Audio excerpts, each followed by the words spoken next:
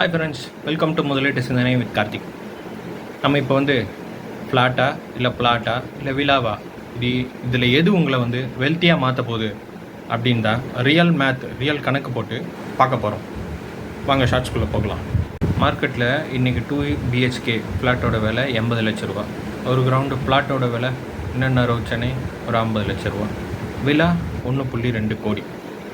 இப்போ இன்னொரு கணக்கம் போட்டு பார்த்துலாங்களா? ஆனுவல் அப்ரிஷியேஷன் ஃப்ளாட் ஒரு 5% ஆகும், ஆனால் பில்டிங் டிப்ரிஷியேட் ஆகும்.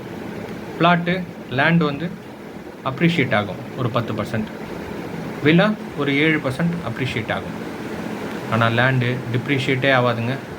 10 வருஷம் கழிச்சு என்ன கதைன்னு பார்க்கலாங்களா? ஃப்ளாட்டு 1.3 கோடி ரேட்டில் இருக்கும். ஃப்ளாட்டு 1.3 கோடி ரேட்டில் இருக்கும். வெயிட் பண்ணுங்கள், அவசரப்படாதீங்க. ஃப்ளாட்டுக்கு மெயின்டெனன்ஸுக்கும் டேக்ஸுக்கும் சேர்த்து நீங்கள் ஒரு 30 லட்ச ரூபாயாவது இந்த 10 வருஷத்தில் செலவு பண்ணியிருப்பீங்க. 10 வருஷம் கழிச்சு நெட் ப்ராஃபிட் எவ்வளோன்னு பார்க்கலாங்களா? ஃப்ளாட்டு 20 லட்ச ரூபா, ஃப்ளாட்டு 80 லட்ச ரூபா, விலா 40 லட்ச ரூபா.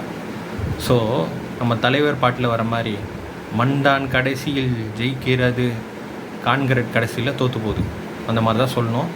ஸோ அதனால் ஃப்ளாட்டா விலாவா அப்படின்னு பார்த்தா இதில் ஜெயிக்கிறது ஃப்ளாட்டு தாங்க.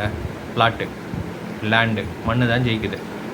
ஸோ இது போன்ற மேலும் தகவல்களுக்கு ஃபாலோ முதலீட்டு சிந்தனை. Thank you friends.